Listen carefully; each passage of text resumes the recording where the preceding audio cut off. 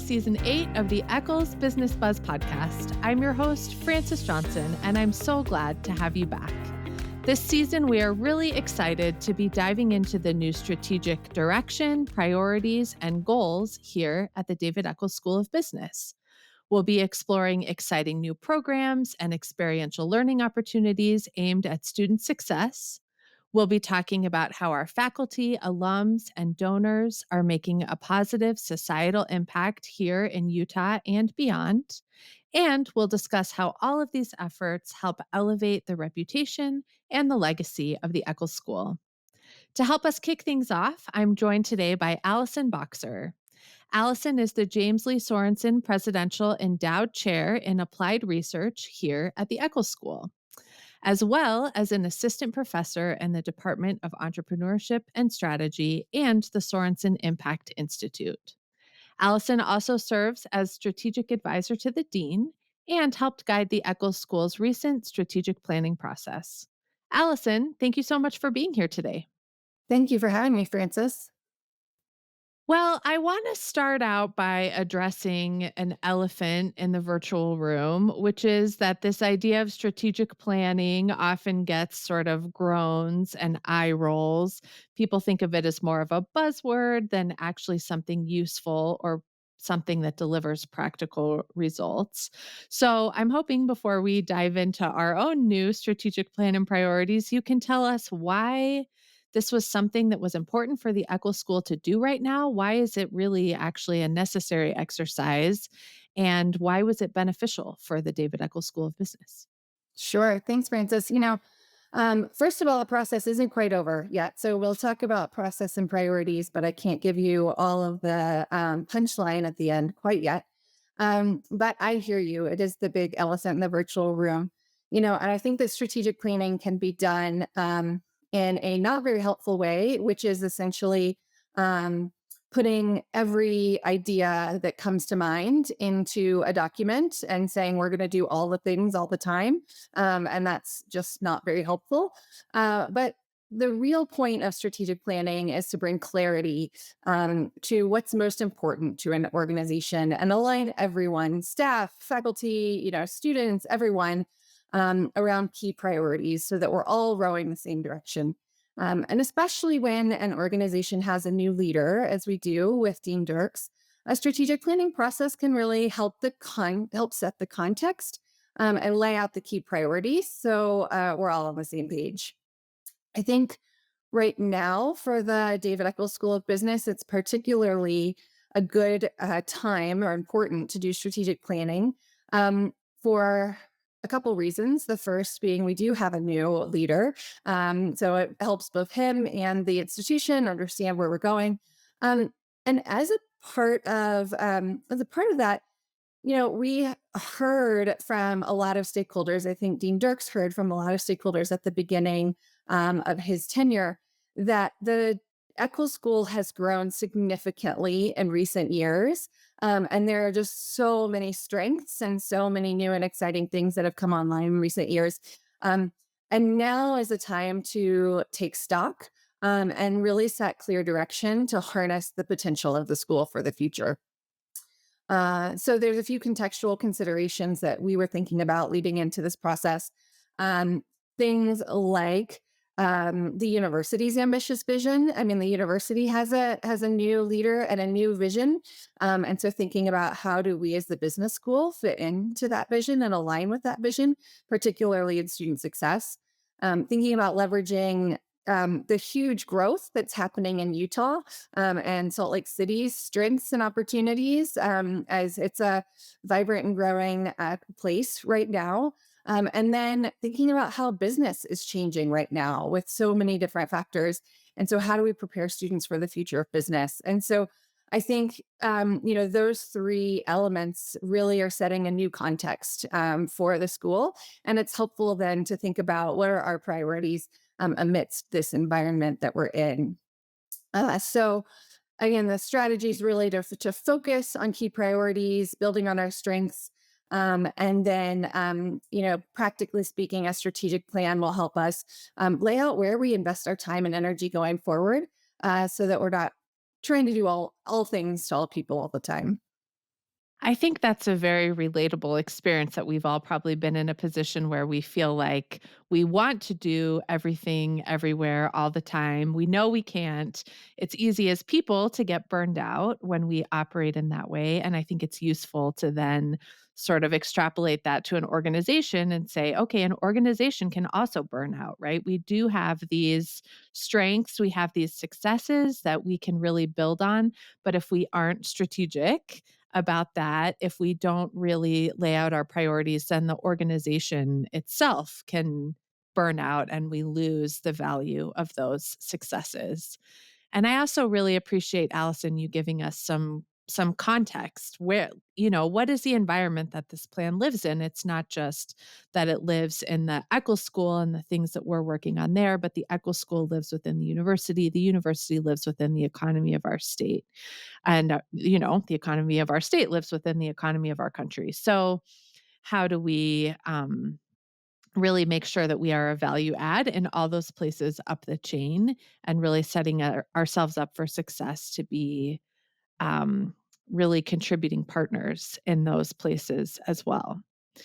So I know you mentioned, Allison, the process isn't quite done. There's still some final things to wrap up. But with that in mind, I'm hoping you can give us a sense of the process itself. Many of us might not have been part of a strategic planning process, especially our alums, our donors who are really invested in the school.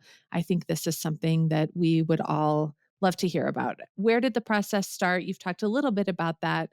Where are you hoping to end up? What were the steps in between? Sure. So the process really started before any formal process started. So, Dean Dirks came to the school. He really started last summer. And immediately started meeting with alumni, faculty, staff, you name it, and just listening. As a part of that, he traveled all over the country, even to Europe, meeting with alumni from a number of different cities to hear their perspectives and to listen to their both experiences as well as thoughts now. He also, thinking about the context that you just mentioned, joined the Salt Lake Chamber of Commerce Board to understand what's happening within Salt Lake and within this context. He was speaking to businesses and the Utah economy. All of this will come back later when we think about the priorities. He really thought about the community, meeting with each academic department and unit, and he just really went on a listening tour to try to understand all of the context that we just laid out. So as I say, the process started before the process really started.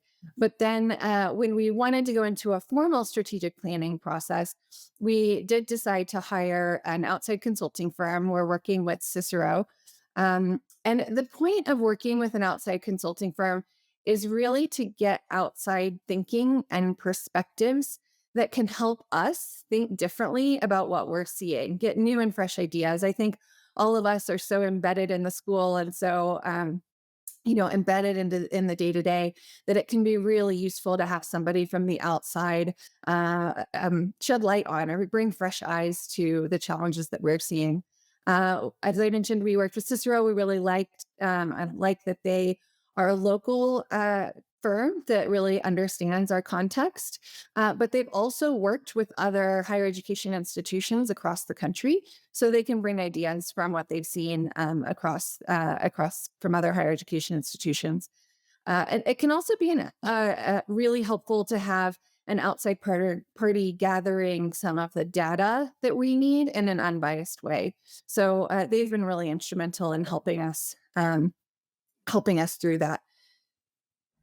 The process itself started, well, so the formal process started in October, really with a phase of gathering data. So talking to as many stakeholders as we can, doing market research, looking, as I mentioned, at other higher education institutions, peers, and institutions that we might aspire to look like, and doing a lot of analysis. And that really lasted from October to December.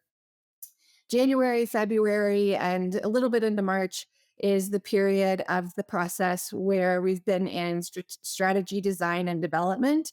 We're really pulling together those strategic priorities and initiatives, the metrics, and thinking about the really nuts and bolts of the strategic plan. And then as we move into later in March, we'll start thinking more about implementation planning, so that this year was really focused on the planning phase, but starting around April and May, and then in future years, it will be all about implementation. So that's really the process, and where we started, and where we're headed.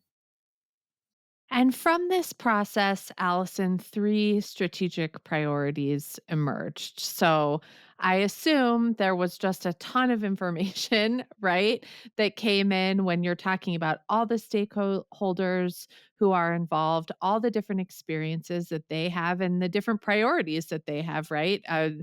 One alum might have a really different idea of what the school should focus on than another alum based on their degree, their own experience, right? So that information, that data got kind of whittled down. And I know there were several iterations even of these key priorities, but we landed on three: student success, societal impact, and reputation and legacy. So, talk about, as you brought all this information together over these several months in that first part of the process, how were those the priorities that emerged, and why do you think they are the right ones? Sure. So yes, as you mentioned, we there was a lot of data, and sure, people have differing perspectives, and I think our job, or the job of strategic planning, is to synthesize those perspectives. And we can't take every perspective, but there is a lot of coalescence into specific ideas, and so that's really what we're looking for. The other point of strategic planning is to make choices. We said at the beginning, we can't do all things, be all things to all people. And so look at the context and all of the data, and decide where might be the best direction to go. These three, I'm really excited about these priorities for the business school. The first and foremost is driving student success. That is number one. There is no question about it. And it is due to our mission. We are here for the students. The students are the reason we exist. I think the students are the reason every faculty and staff member comes to work every day. So the students are central to everything we do. It's core to our mission. And the key here is really helping every student seek and reach their peak. Um, and so that's where that first one comes from. The second one is around sorry, I'm pausing. The second one is around creating societal impact. Um, we are seeing across the country in a fantastic way, universities, higher education institutions really taking on this second mission area, which is creating societal impact. It's really, for a business school in our setting, thinking about our context, it's really about extending our reach beyond campus to help people, businesses, and the economy thrive in Utah and beyond. We think of this in a couple ways. We think of it at academic impact. The research has long-term impact on how things are done, as well as business impact, and how the number one way we do that is by creating amazing graduates who go into the workforce and the economy. But there's so many other connections that we can have beyond campus walls, to really have an impact on the business community in Utah and beyond. And this one is also, I mean, of course, student success is aligned with the university mission, but we're also seeing societal impact come out of President Randall's vision for the university overall, which is really exciting. And so it really fits into that vision as well, alignment with the university. And then the third priority on really building legacy is how we're thinking about it. It's about driving, it's about lasting influence and purposeful growth and enduring excellence.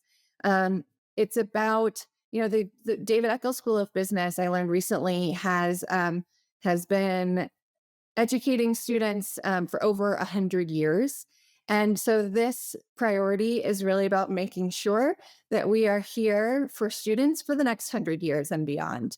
And so that includes things like um, ensuring the longevity, that we're able to offer these services for the long term. We're set up for the long term.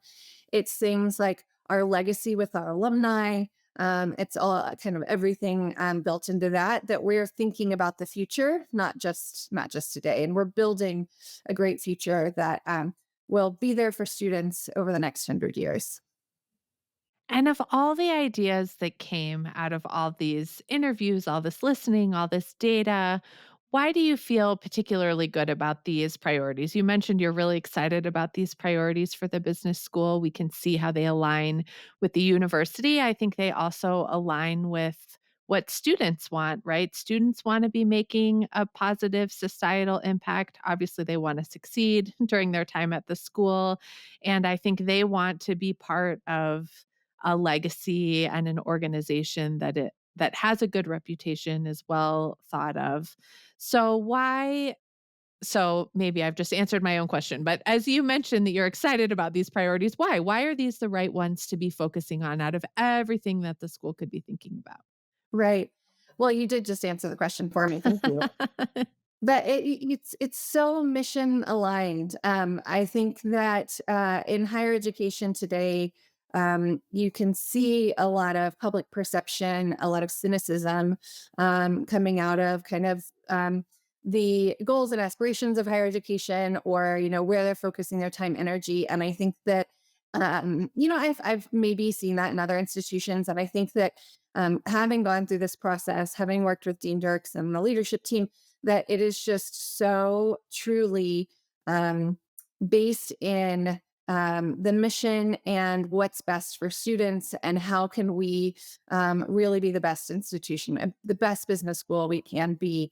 And really, every time we talk about different priorities, it always comes back to the students first, and then our impact in the world second, and then thinking about the long term and making sure that we're here for students for the long term third.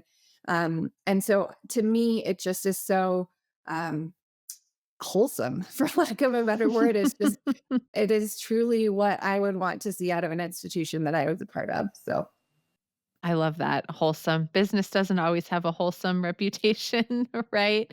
But this idea that we're, focused on things that are outward serving, right? Focused on things that we hope will make a difference, not just to enrich ourselves or enhance the institution, the school, though this will obviously do those things, but in a way that is focused on other people, other communities, and their success. I love that. That should maybe get worked into strategic plan marketing, the wholesome plan. Speaking of communities, Allison, we've touched on this a little bit, but I do think that sometimes people, especially the Eccles School is big, right? We've got thousands of students, hundreds of faculty and staff. Obviously, not every person can play an active role in a process like this. And I think sometimes people can be left with the perception that it maybe happened in a vacuum. This could be particularly true of our alums, right? Even more thousands, I think over 40,000 alums out in the world. So, talk to us about how in this process you planned for and were able to solicit feedback from a wide range of people. How do you ensure that a plan like this isn't just sort of reiterating something that's already been done, isn't just going back to the same people over and over again who are always consulted about something like this? How do we make sure that it's really a representative and inclusive process? yeah, thanks for the question, because that was really important to us. And the whole first phase, few months of our planning process was about gathering stakeholder input. And we thought a lot about who those stakeholders are. And so we worked hard to gather input from, I'll list them all, but then I'll go into more detail. And I'm going to miss some too, because truly we tried to be really really inclusive. So alumni and donors and faculty and staff, students, both graduate and undergraduate, and we're thinking across graduate programs um, as well as business school leadership, university leadership, even other, external funders in many cases. And then we also additionally did external research on other institutions as well, just to get, different perspectives there. Since you mentioned new ideas. So when I think about the list of that's kind of, and I'm sure I'm missing some, but we tried to really think about all of the different types of stakeholders that we needed to engage. So, for example, with students, we opened up a survey that was open to everyone, and we put the QR code across campus, and we sent out as many emails as we could, and we just a big effort to let all the students know anyone can fill this out. We want your opinion. We gave incentives, so things like that, so that it was open to every student who wanted to participate.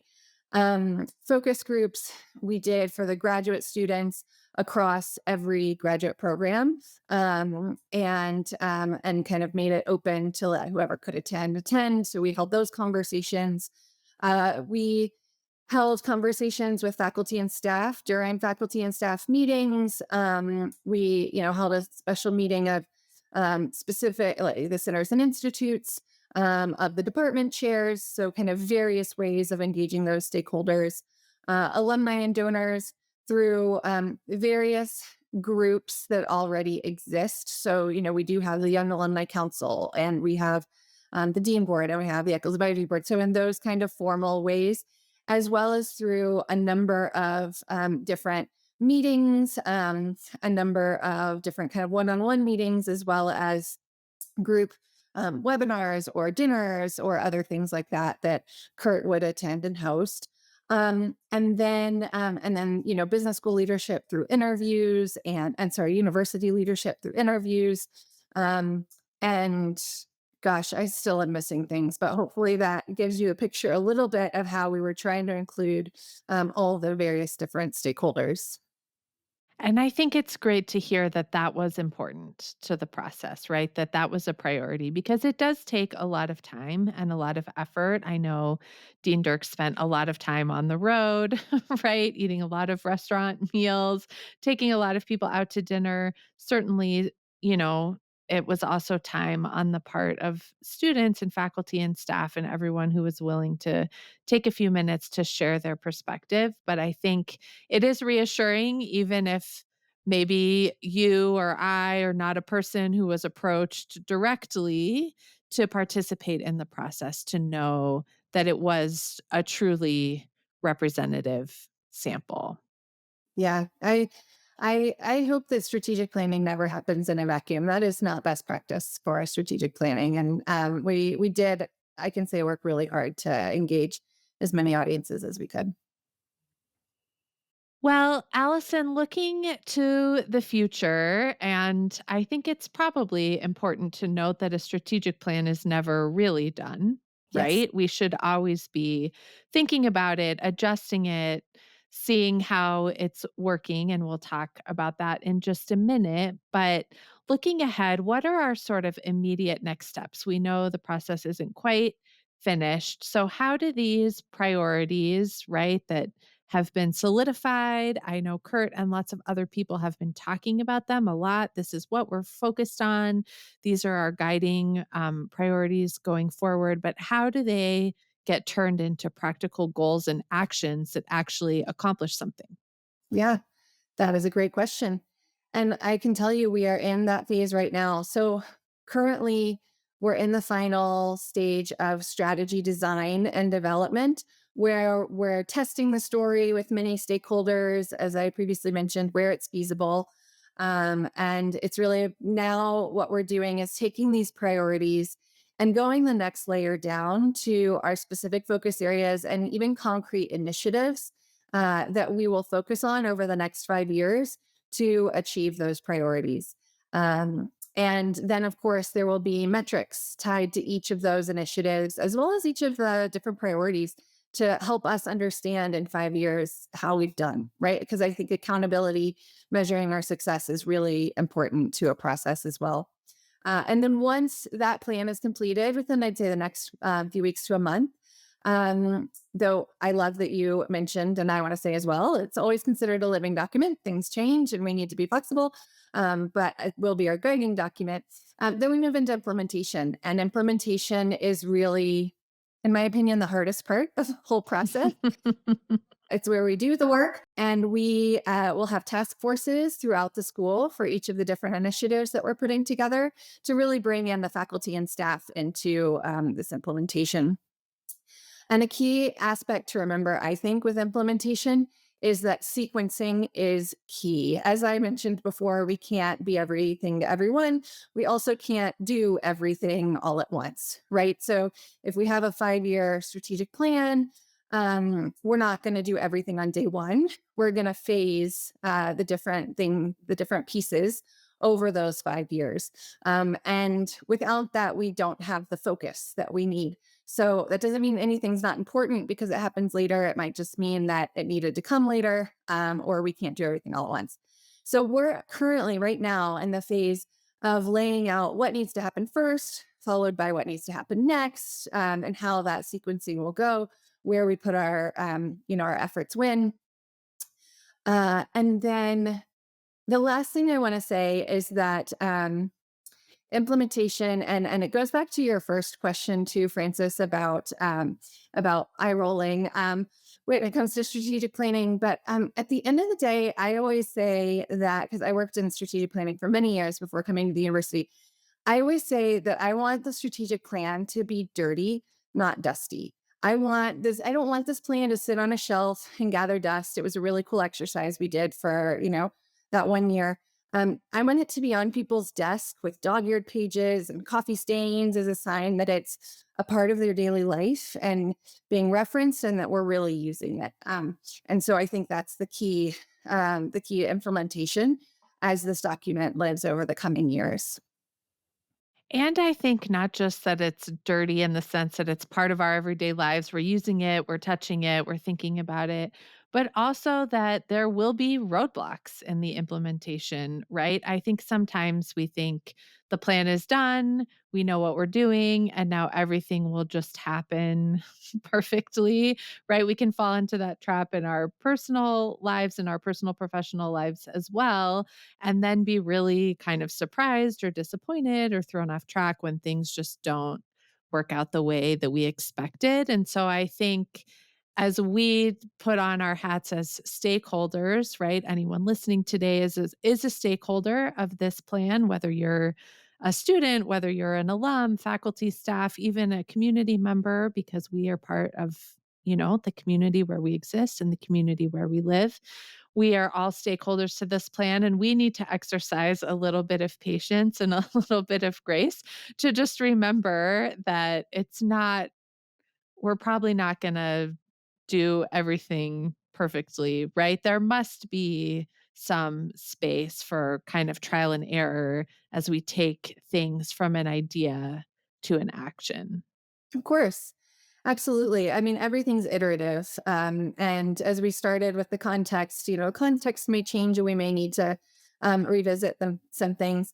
I think what strategic planning does is give us a roadmap that then puts us on the right path. And then as we implement, we, deal with those roadblocks, as you called them, as they come up, and go from there. Well, Allison, you've talked a little bit about metrics. You've mentioned metrics will be part of this implementation. To close us out, I'm hoping you can tell us, and this could be a technical thing like a metric or a more vibey thing, but as we look ahead now to the next months, year, the 5 years that this plan is meant to cover, what would be the best case scenario or sort of the dream outcome for this plan? And how do we know if it's happening? Yeah, that's a great question. So, on a more concrete level, every priority, focus area, initiative will have its own set of metrics, measurement, and then telling the story about what we're doing is a key theme within the strategic plan. But I like to think a bit more at the end of 5 years or at the end of a few years, how we'll really know we're successful. And I think, we're still working on the wording. So this is kind of the ideas, but I think we'll know we're successful if we're able to say we've helped every student climb their peak. We've reached beyond campus to help people, business, the economy prosper. And we are the business school of the Mountain West, one of the nation's leaders, and here to serve students for generations to come. I think that is something that we can all be excited to be a part of.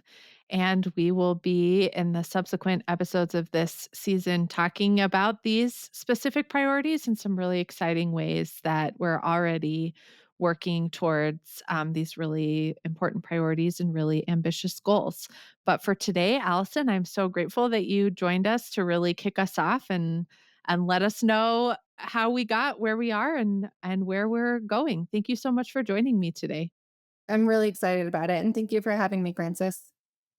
And thank you for joining us to kick off another great season of the Eccles Business Buzz podcast. We have so many great conversations, as I mentioned, coming up ahead. So please make sure you're subscribed to Eccles Business Buzz so you don't miss a single one.